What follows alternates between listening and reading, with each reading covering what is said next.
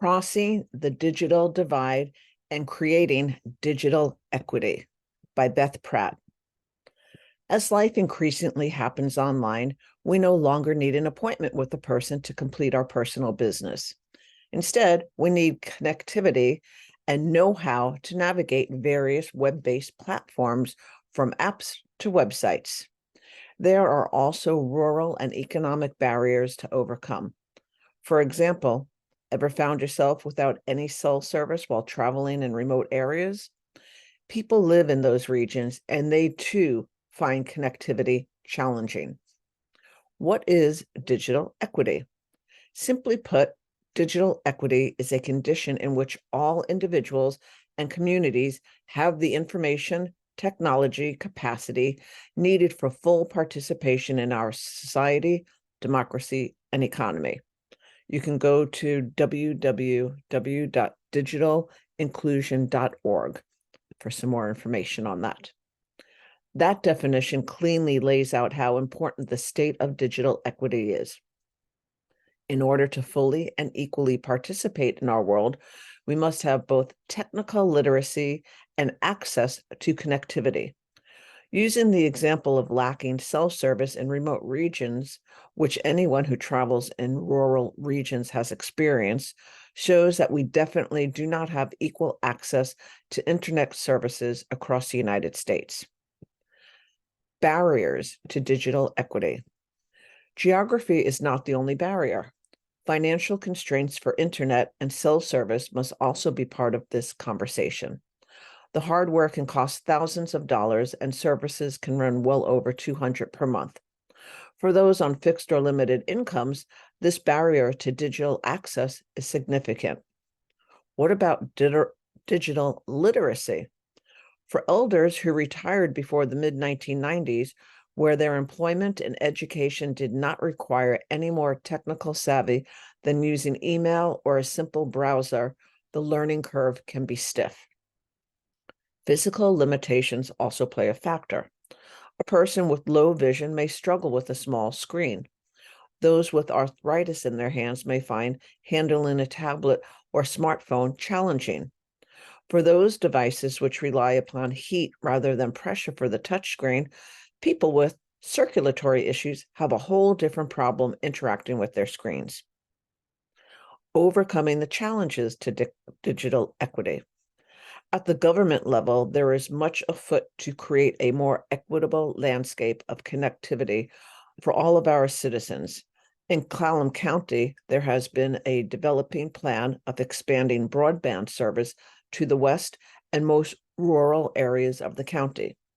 On June 27th, President Biden and Vice President Harris announced a plan to distribute $42.5 billion nationwide with the goal of achieving affordable internet services for every home in the United States by 2023. From the business community, we are seeing efforts to increase the ease of use in apps and websites.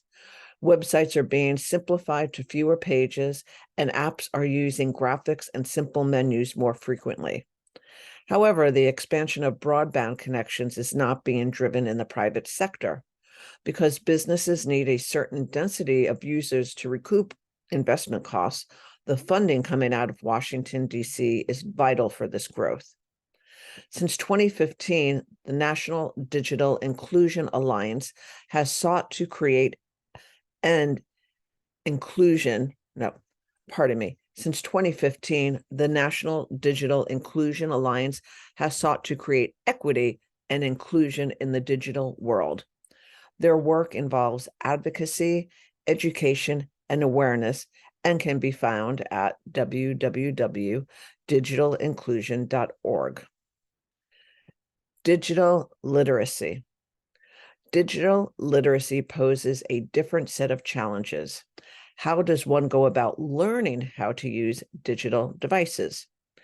Senior and community active centers across the region host various classes and user groups. For those who choose senior community life, activity directors often have a users group on their calendar. These groups are extremely helpful in getting to know a new device. From power startup to volume controls and contactless, you can get a great lesson on the basics in this setting. For something more specific or higher level, an often underused option is auditing courses through a local college or university. At Peninsula College in Port Angeles, there is a 100% waiver on tuition and fees for senior citizens to audit courses, though there may be fees or supply purchases required.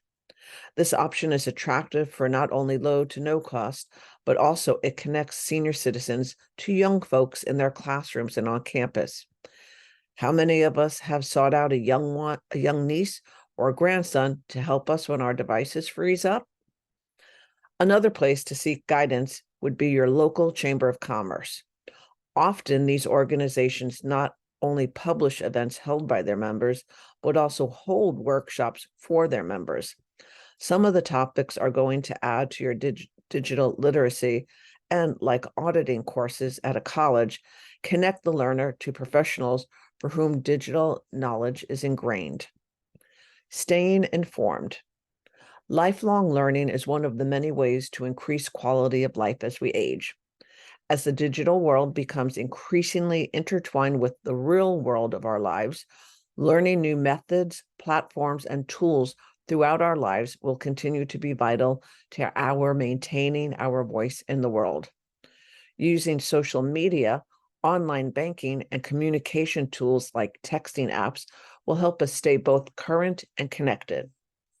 The AARP, Area Agencies on Aging, a program for the Older Americans Act, and other local and regional organizations are there to help us keep pace. By working with them, using their tools, and staying open to the new features and options as they come along, we will remain connected to our society, economy, and democracy. Beth Pratt is the Executive Director for the Sequim-Dungeness Valley Chamber of Commerce and Visitor Center. She can be contacted at 360-460-7368 or visit www.sequimchamber.com. That's SEQUIM chamber.com.